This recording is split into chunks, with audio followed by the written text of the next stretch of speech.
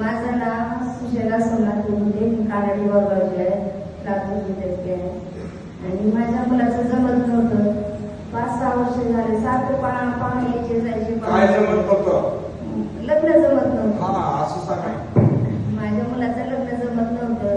मग पाहुणे यायचे जायचे. 6 वर्ष झालं तरी जमाना गेलं. मग मला वेळ लागायची बारी आली. काय करू मी आता, कसं करू, काय करू. आणि मुलगा तर तेवढाच. मग आता काय करायचं तसं. मग तसं कधी एका आमची बाईचं म्हणजे मलकापूरला जा, बघते तुला अनुभव काय आहे का. मग गाडी केली. मग ती मुलगा नाही गेला. म्हणला काही मोठं जायचं म्हणूनच काही करायचं म्हणतेस. मग मी म्हणलं मी येत नाही बाबा, तूच जा.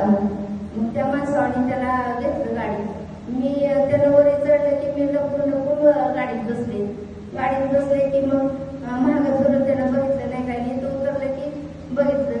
मग गपचिप बसला. संध्याकाळी तो मुक्काम केला. आम्ही मुक्काम केला, दर्शन केलं आणि घरी गेला.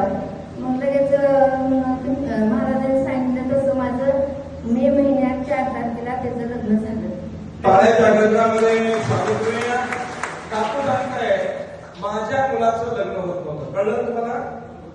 खूप प्रयत्न केला. 6 वर्ष झालं. त्यामुळे पिठाला वाटायचं कवा होईल की, कवा सून येईल की, कवा येते की सून, कवा शिवाय देते की. लय अवघड आहे.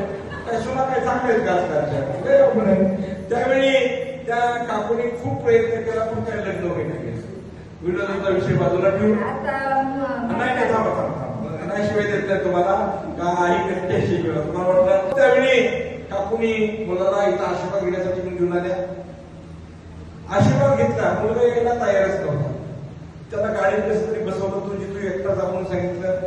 त्या काकूने बोलता उल्लेख केला की मी पाठपाठी म्हणून गपचीप बसते, त्याला कळून न देता एसटी मध्ये. इथं आलो तर आम्ही आशीर्वाद घेतला आणि 4 मे तारीख सांगितली होती लग्नाची. 4 मेला लग्न होईल. एक्झॅक्ट त्याच तारखेला लग्न झालंय. हा त्यांचा अनुभव आहे. टाळ्याच्या गजरामध्ये महाराष्ट्रामध्ये एक नवरदेव असा नाही त्याला तारीख दिली त्याची पेट गेली असं नाही. पण